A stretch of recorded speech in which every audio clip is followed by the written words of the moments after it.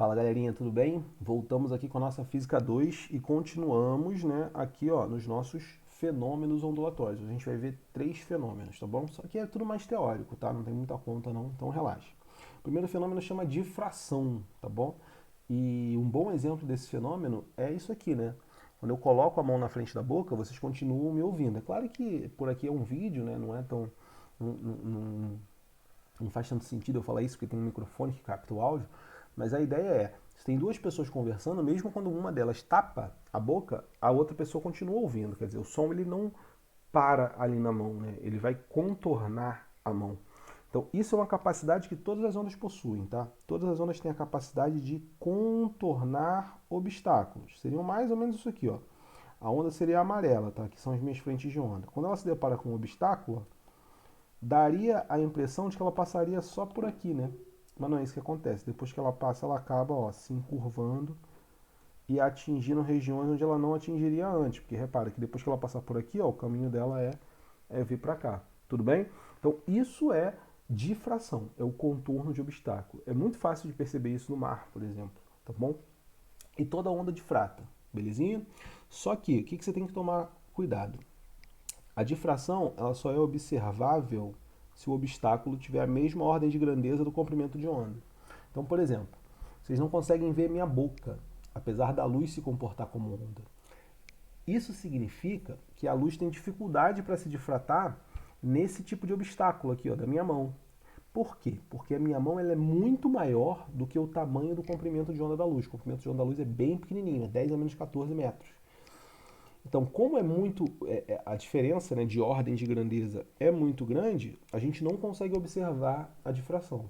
Agora, eu consigo fazer difração de luz em obstáculos pequenininhos. Se eu pegar, por exemplo, um fio de cabelo e jogar um laser, aí esse laser contorna o fio de cabelo. Tudo bem?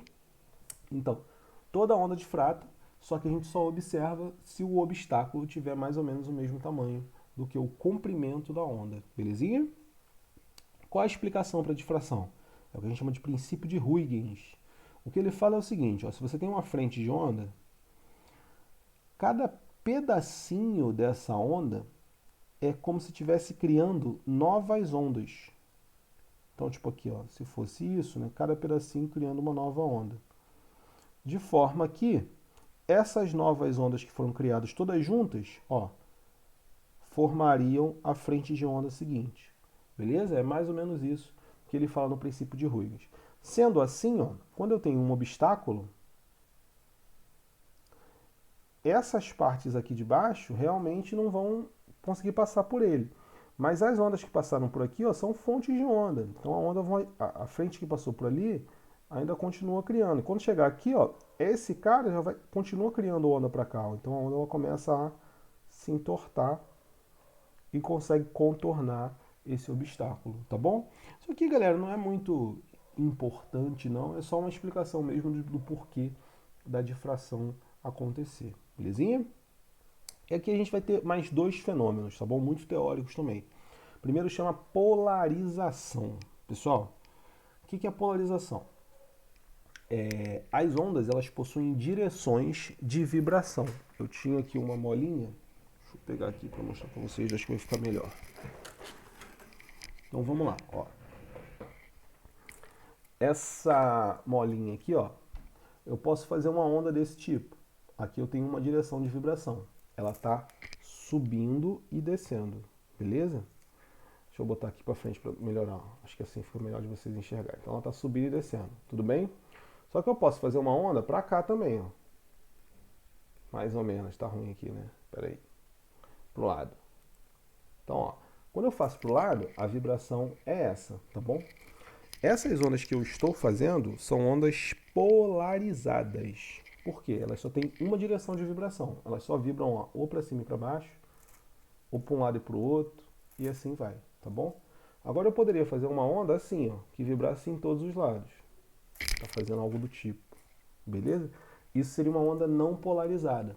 Então a polarização, ou melhor, uma onda está polarizada quando ela possui polos de vibração. Então, tipo aqui, ó. Se eu faço uma onda passar por um polarizador, depois do polarizador ela vai vibrar só em uma direção, tá bom? Então, essa aqui, ó, seria uma onda não polarizada. E a outra lá, após passar pelo polarizador, seria uma onda polarizada. Belezinha? E aí, pessoal, o que é importante que você perceba? O polarizador, ele escolhe uma direção de vibração. É isso que chama polarizar uma onda, tá bom? Vou colocar dois polos para ela ficar vibrando. Então, por exemplo, esse aqui seria um polarizador horizontal. Polarizador. Porque, ó, depois dela, a onda ficou vibrando só na horizontal. Se eu pego e coloco aqui um outro polarizador vertical, quando essa onda for passar por aqui, ela não está vibrando na vertical. Ou desculpa, eu inverti os termos, eu vou falar de novo, tá bom? Então, ó, esse aqui seria um polarizador vertical, beleza? Porque a onda passou por ele e ficou vibrando só na vertical. Se eu botar um cara aqui que só deixa passar o que está na horizontal, não tem nada na horizontal para passar nessa onda aqui, ó. Então não vai passar nada. Então se eu olhasse do lado de cá, eu não enxergaria nada. Seu olhão ali, ó. Você não ia enxergar nada, beleza? Por quê? Essa onda está na vertical e não consegue passar por aqui, que só deixa passar o que está na horizontal. Agora, se eu girasse esse cara para cá, ó, e eu colocasse esse cara na vertical também, aí sim a onda iria passar. Lá na química, vocês veem que existem algumas substâncias que têm essas características de polarizar a luz, por exemplo, tá? Eu não lembro agora o nome das substâncias, mas enfim, dependendo da ligação química entre as substâncias, elas conseguem deixar a luz passar, ou desculpa, passar a vibração da luz em uma direção só. Até porque essa vibração que eu estou falando é a vibração do campo elétrico da luz. Então é uma interação elétrica aí que está acontecendo, tá bom?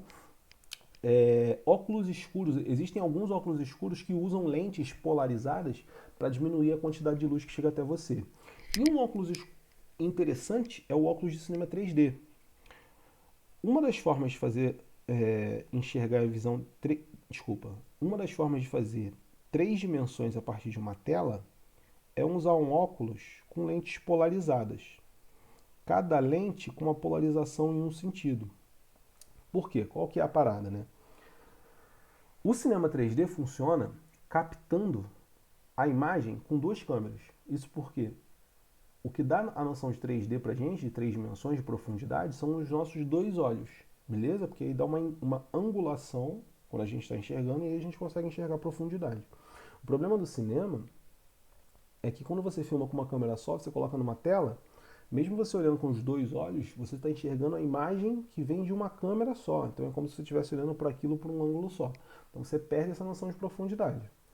Para simular de novo a profundidade, o que você tem que fazer? Filmar com duas câmeras. Só que na hora de projetar na tela, se você projetar as duas imagens uma por cima da outra, quando você olha fica embaçado. Que é mais ou menos o que você enxerga quando você vai assistir um filme 3D sem óculos. Se você tirar o óculos no meio do filme, fica tudo embaçado. Qual a saída que eles tiveram, né? Eles colocaram uma das imagens com uma polarização vertical e a outra com uma polarização horizontal. E botaram um óculos também desse jeito. Então, a imagem na vertical, ela passa por esse lado, ou desculpa, passa por esse lado aqui, ó, mas não passa pelo outro. E a imagem na horizontal faz o contrário. Então, cada olho seu só enxerga a imagem de uma das câmeras. E aí dá essa noção de 3D. Que muitas pessoas não gostam. Eu, particularmente, também não gosto muito não do cinema 3D. Prefiro o 2D normal. E acaba sendo mais caro, né? A filmagem também é mais cara e tal. Geralmente as pessoas fazem algumas cenas só em 3D e as outras não. Mas enfim, isso é papo para outra aula, tá bom? A tecnologia 3D atual, ela funciona com polarização, mas não é esse tipo simples de polarização não. É uma polarização um pouco mais complexa, que chama polarização circular, tá bom? Mas aí depois a gente comenta um pouco mais sobre isso também. E o último fenômeno, pessoal, interessante, é o chamado de ressonância. O que é ressonância, galera? Olha só, quando você...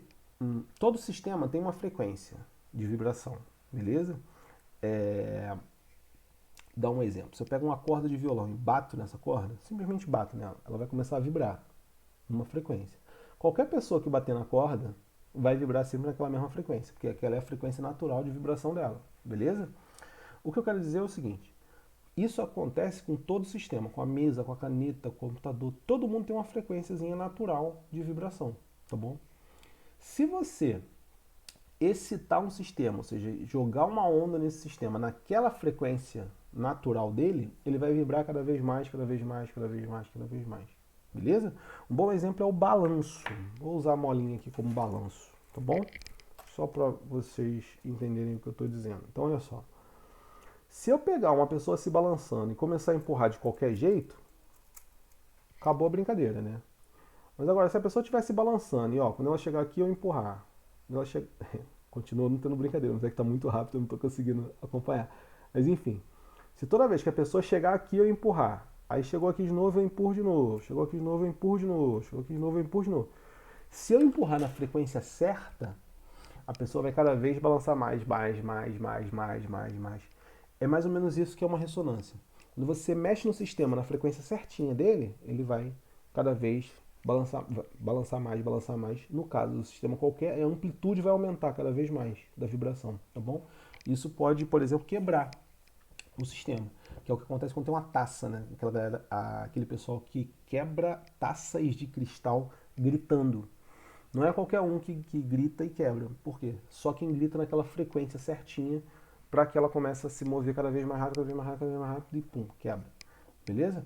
Então a ressonância ela acontece quando você mexe com o sistema na frequência certa dela, na frequência natural dela. Tudo bem? Por exemplo, uma molécula de água, micro-ondas, ele só aquece o que tem água. Há um tempo atrás, as pessoas falavam que o que acontecia ali era um processo de ressonância. Hoje a gente sabe que é um processo um pouco mais complicado do que o da ressonância, tá bom? Mas é um bom exemplo. Então imagina, se eu pego um cara com água, a molécula de água tem uma frequência certinha. Se eu quiser aquecer aquele cara, eu vou jogar uma onda ali, que não é uma onda de calor, é uma onda que vai fazer aquela molécula de água se agitar mais, se agitar mais, se agitar mais, se agitar mais, se agitar mais, por ressonância. Essa molécula se agitando mais significa aumentar a temperatura, né? Porque a temperatura é a agitação molecular. Tudo bem? Então, queridos, por hoje era isso. Queria só mostrar esses três fenômenos para vocês: difração, polarização e ressonância. Eu ia mostrar uns videozinhos, não vou mostrar porque eu tô com alguns probleminhas aqui no meu computador. Mas aí no dia da aula eu mostro para vocês no ao vivo. Belezinha? Então é isso, galera. Até a próxima.